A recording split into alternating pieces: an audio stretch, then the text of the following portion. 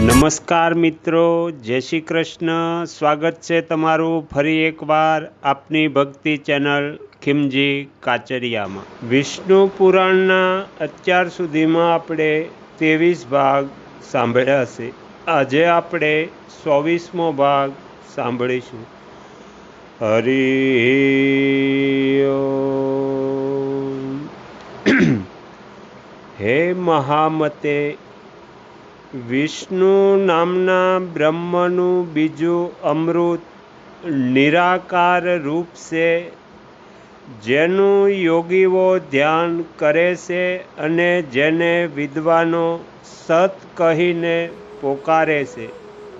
હે નૃપ, જેમાં આ બધી શક્તિઓ પ્રતિષ્ઠિત છે, તે જ ભગવાનનું વિશ્વરૂપથી વિલક્ષણ બીજું રૂપ છે. હે નરેશ, ભગવાનનું તે જ રૂપ પોતાની લીલાથી દેવ, તિર્યક અને મનુષ્ય વગેરેની શ્રેષ્ઠતાઓથી યુક્ત સર્વશક્તિમય રૂપ ધારણ કરે છે. આ રૂપોમાં અપ્રમેય ભગવાનની જે વ્યાપક તથા અમોઘ શ્રેષ્ઠતા થાય છે, તે સંસારના ઉપકાર માટે જ થાય છે, કર્મજન્ય હોતી નથી. હે રાજન, યોગા અભ્યાસીએ આત્મશુદ્ધિ માટે ભગવાન વિશ્વરૂપના તે સર્વ પાપનાશક રૂપનું જ ચિંતન કરવું જોઈએ.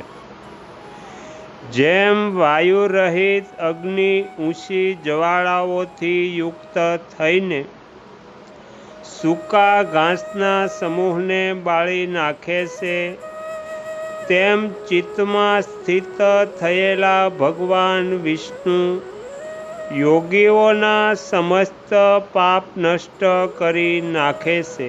તેથી સંપૂર્ણ શક્તિઓના આધાર ભગવાન વિષ્ણુમાં ચિત્તને સ્થિર કરવું, આ જ શુદ્ધ ધારણા છે. હે રાજન, ત્રણેય ભાવનાઓથી અતીત ભગવાન વિષ્ણુ જ યોગીજનોની મુક્તિ માટે તેમના ચંચળ તથા કોઈ અનોખા વિષયમાં સ્થિર રહેનારા ચિત્તના શુભ આશ્રય છે. હે પુરુષ સિંહ, આ સિવાય મનના આશ્રયે રહેનારી જે અન્ય દેવતાઓ વગેરે કર્મયોનિઓ છે, તે બધી અશુદ્ધ છે. ભગવાનનું આ સાકાર રૂપ ચિત્તને બીજા આલંબનોથી નિસ્પૃહ કરી દે છે. આ પ્રમાણે ચિત્તનું ભગવાનમાં સ્થિર કરવું એને જ ધારણા કહેવાય છે. હે નરેન્દ્ર, ધારણા કોઈ આધાર વિના થઈ શકતી નથી. તેથી ભગવાનના જે સાકાર રૂપનું જે રીતે ધ્યાન કરવું જોઈએ તે સાંભળો.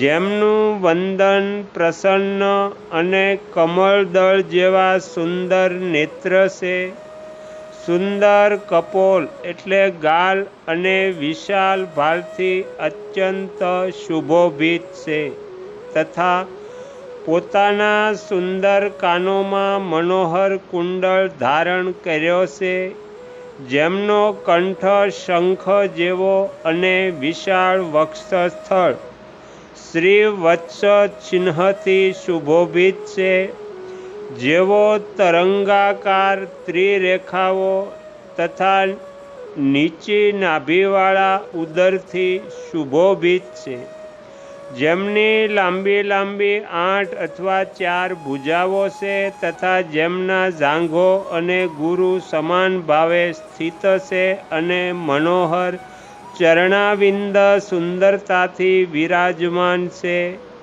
તે નિર્મળ પિતાંબરધારી બ્રહ્મ સ્વરૂપ ભગવાન વિષ્ણુનું ચિંતન કરવું. હે રાજન, મુંગુટ, હાર, બાજુબંધ, કંદોરા વગેરે આભૂષણોથી વિભૂષિત સાડંગ્ય, ધનુષ, શંખ, ગદા, ખડગ, ચત્ર તથા અક્ષરમાળાયુક્ત વરદ અને અભયયુક્ત હાથવાળા તથા આંગળીઓમાં ધારણ કરેલી રત્નની મુદ્રિકાથી શોભતા ભગવાનના દિવ્ય રૂપનું યોગીએ પોતાને ચિત્ત એકાગ્ર કરીને તન્મય થઈને ત્યાં સુધી ચિંતન કરવું જોઈએ જ્યાં સુધી આ ધારણા દઢ ન થઈ જાય.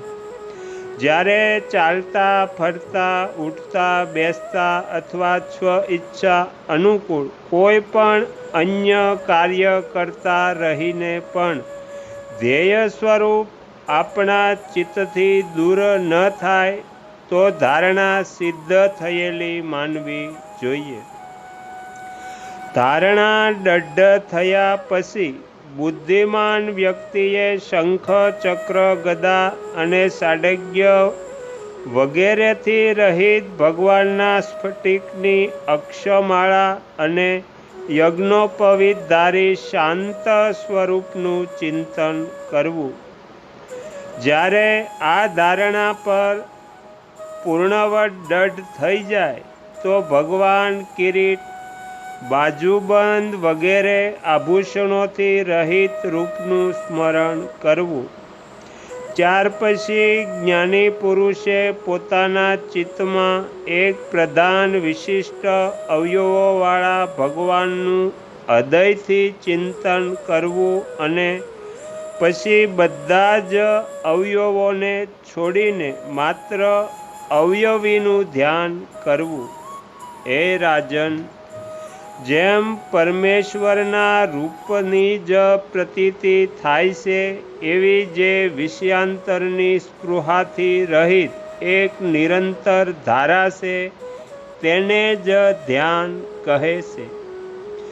જે પોતાનાથી પૂર્વ યમ, નિયમ વગેરે 6 અંગોથી ફલિત થાય છે તે ધ્યેય પદાર્થોનું જે મન દ્વારા ધ્યાનથી સિદ્ધ થવા યોગ્ય કલ્પનાહીન ધ્યાતા, ધ્યેય અને ધ્યાનના ભેદ રહિત સ્વરૂપ ગ્રહણ કરવામાં આવે છે તેને જ સમાધિ કહે છે.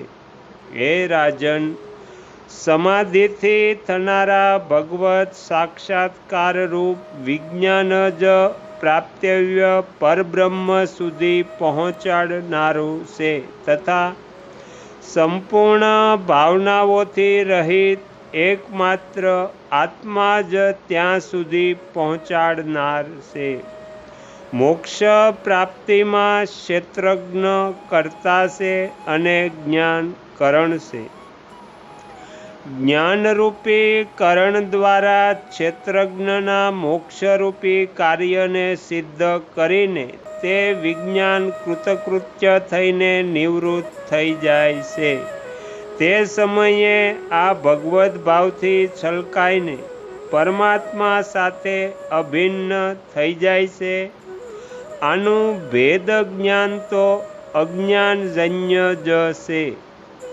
ભેદ ઊભો કરનાર અજ્ઞાન સર્વથા નષ્ટ થઈ જતા બ્રહ્મ અને આત્મામાં અસત અવિદ્યમાન ભેદ કોણ કરી શકે છે?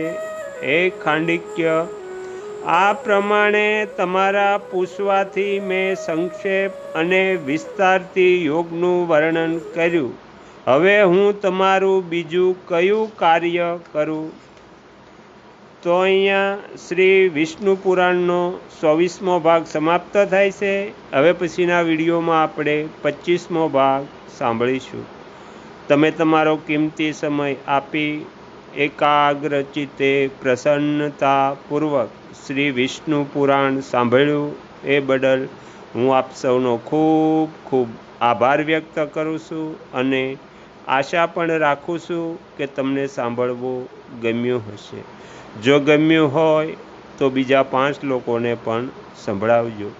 શ્રી સદગુરુ આગળના વિડીયો દેવની જોવા જય. માટે આ ચેનલને સબસ્ક્રાઈબ કરો અને જો આ વિડીયો પસંદ આવ્યો હોય તો લાઈક કરો.